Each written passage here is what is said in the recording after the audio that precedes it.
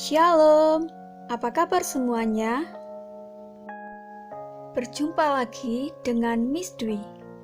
Dalam pembelajaran kali ini, kita akan belajar tentang tema yang kedua, yaitu dampak dosa. Ketika manusia jatuh dalam dosa, maka sifat kesucian yang diberikan Allah kepada manusia menjadi hilang. Sedangkan kasih dan akal budi masih ada, tetapi cenderung dipengaruhi oleh dosa.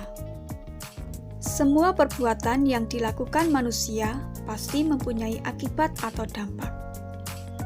Anak yang rajin belajar dan berusaha, dia pasti akan menjadi anak yang berprestasi. Sedangkan orang yang malas dalam bekerja, pasti dia tidak akan dapat mencukupi kebutuhannya dengan baik. Begitu juga perbuatan dosa mendatangkan dampak bagi orang yang melakukannya atau juga orang lain. Dampak dari dosa terhadap diri kita sendiri misalnya, timbulnya rasa takut, rasa khawatir, bahkan bisa juga kita dijauhi oleh teman-teman di sekeliling kita. Apa penyebab manusia bisa jatuh di dalam dosa? Manusia bisa jatuh dalam dosa ketika hidup jauh dari Tuhan. Ketika tidak pernah ke gereja dan tidak pernah berdoa, bisa membuat iman manusia menjadi lemah sehingga tidak mampu melawan godaan iblis. Dalam Yohanes 3 ayat yang keempat, menjelaskan bahwa dosa adalah perbuatan yang melanggar perintah Allah, dan hanya Allah yang mampu dan berhak mengampuni setiap dosa kita. Dosa diawali dari bibit kecil seperti iri hati, dengki, amarah, serakah, angkuh, dan lain sebagainya.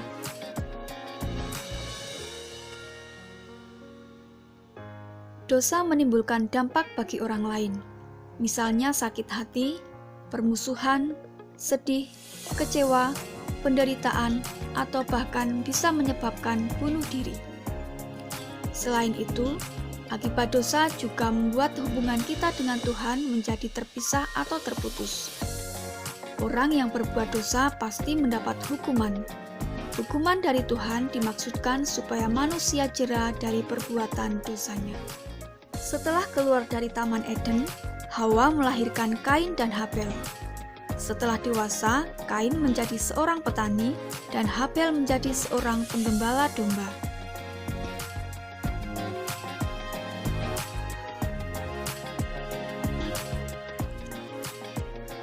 Adam dan Hawa mendidik anak-anaknya agar berbakti kepada Tuhan dan mempersembahkan korban bakaran sebagai ucapan syukur atas berkat Tuhan dalam kehidupannya.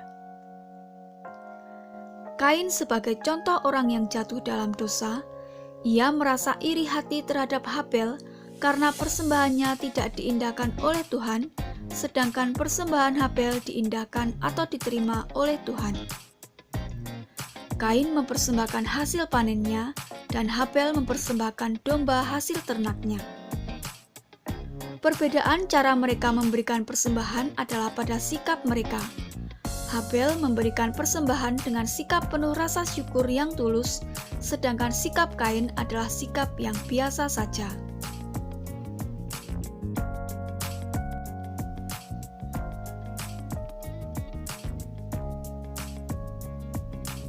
Rasa iri hati Kain berkembang menjadi sebuah kemarahan dan berujung pembunuhan terhadap Habel adiknya.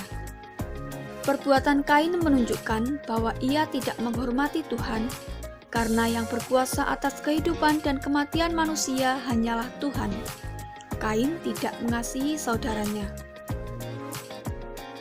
Akibatnya, Kain harus menerima hukuman dari Tuhan, yaitu tanah tidak akan memberikan hasil apapun untuk Kain, dan Kain akan menjadi seorang pelarian dan pengembara.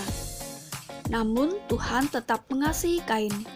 Tuhan membuat suatu tanda pada dahi Kain agar tidak seorang pun membunuh Kain.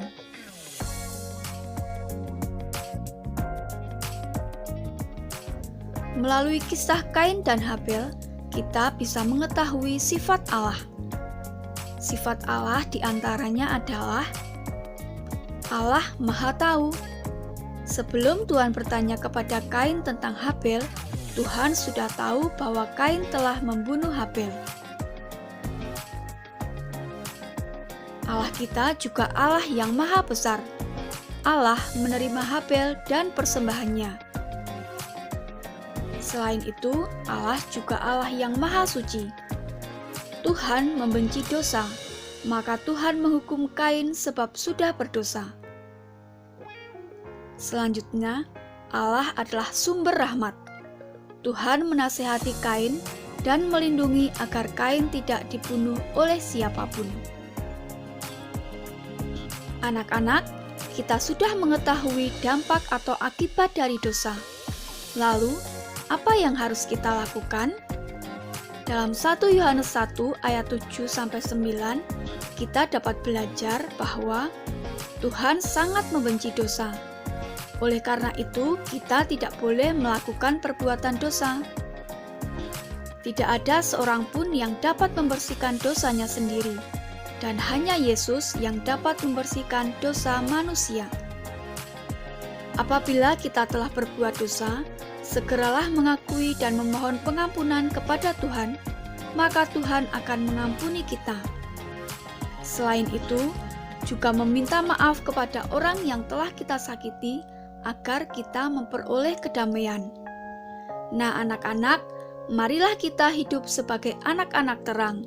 Nyatakan kasih Tuhan melalui sikap hidup yang saling menolong dan saling mengasihi sesama.